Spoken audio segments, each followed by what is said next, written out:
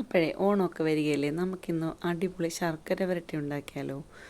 First step എന്ന് പറയുന്നത് അരി, അതായത് നമ്മൾ ചോറ് വെക്കുന്ന അരി നന്നായിട്ട് വറുത്തെടുക്കുന്നു. അതിലേക്ക് കുറച്ച് ജീരകം ഇടുന്നു, വീണ്ടും അത് ചൂടാക്കുന്നു. എന്നിട്ട് കുറച്ച് ഏലക്കായ അത് ഒന്ന് ചതച്ചിട്ട് ഈ വറുത്തിരിക്കുന്ന അരിയിലേക്ക് തന്നെ ഇടുക. ആ ചൂടിലിട്ട് ഒന്നും കൂടി ഇളക്കുന്നു. അതിനുശേഷം ഇത് നമ്മൾ കുറച്ച് തണുക്കാനായിട്ട് മാറ്റി വെക്കുന്നു. ശേഷം ഒരു ചീനിച്ചട്ടിയിൽ കുറച്ച് വെള്ളം എടുക്കുന്നു. അതിലേക്ക് ഉണ്ട ശർക്കര ഇടുന്നു. വെള്ളം നന്നായിട്ട് തിളപ്പിക്കുന്നു. ഈ ശർക്കര പാനി നന്നായിട്ട് കുറുകി വരുന്നതാണ് ശർക്കര വരട്ടിയുടെ ഒന്നാമത്തെ ഒരു രഹസ്യമെന്ന് പറയുന്നത്. അത് തെറ്റായിട്ട് വരുമ്പോഴാണ് പലപ്പോഴും നമുക്ക് ശർക്കര വരട്ടി ഫ്ലോപ്പാകുന്നത്. ഇതെന്ന് പറയുന്നത് നമ്മുടെ പൊടിച്ചു വെച്ചിട്ടുള്ള അരിയുടെ കൂട്ടാണ്. നമ്മുടെ ശർക്കര മൂത്ത് നല്ല കളറൊക്കെ മാറി കൈകൊണ്ട് തൊട്ടാൽ ഒട്ടണം, അതേപോലെ പരുവത്തിലാവണം കേട്ടോ. കമ്പിപ്പരുവം എന്നൊക്കെ നമ്മൾ പറയും. ചട്ടുകത്തിൽ നമ്മളിങ്ങനെ കോരി മേളിലോട്ട് ഒഴിക്കുമ്പോൾ അറിയാം അതിൻ്റെ ആ പരുവം നമുക്ക് മനസ്സിലാവും, ഒട്ടുന്ന പരുവമാണ്. എന്നിട്ട് അതിനകത്തേക്ക് നമ്മൾ വറുത്ത് വെച്ചിരിക്കുന്ന ശർക്കര വരട്ടിയുടെ ഉപ്പേരി നിങ്ങൾക്കറിയാമല്ലോ അതെങ്ങനെയാണ് വറക്കുന്നതെന്ന്.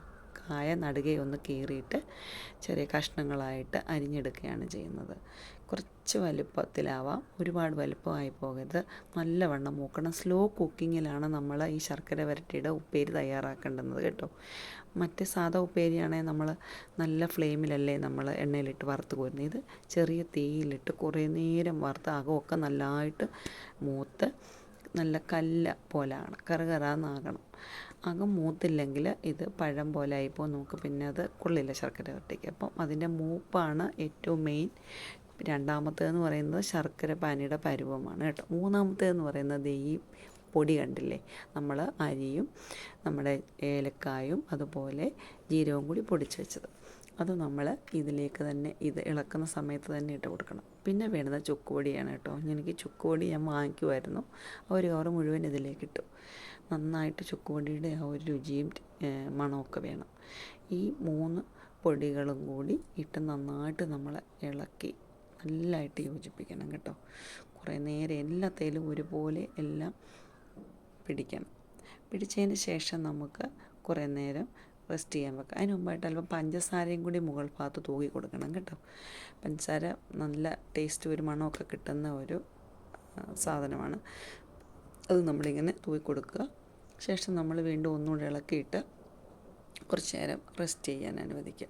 തണുക്കും തോറും ഇതിൻ്റെ ഈ കുഴവ് മാറി ഒന്നിനും തൊടാതെ നല്ല സൂപ്പർ ക്രിസ്പി ആയിട്ടുള്ള ശർക്കര വരട്ടിയായിട്ട് വരും. അത് ചൂടോടെ ഇരിക്കുമ്പോൾ നമ്മൾ തോന്നിയത് ഒട്ടിയിരിക്കുന്ന പോലെ തോന്നും. പക്ഷേങ്കിൽ ഇത് തണുക്കുമ്പോൾ അതേ കണ്ടില്ലേ, നല്ല ഡ്രൈ ആയിട്ട് നല്ല സൂപ്പറായിട്ട് വരും. ഇങ്ങനെ വരാൻ വേണ്ടിയിട്ടാണ് ശർക്കര നന്നായിട്ട് മൂപ്പിക്കുന്നതും ഈ പൊടി വകകൾ നമ്മൾ ചേർക്കുന്നതും.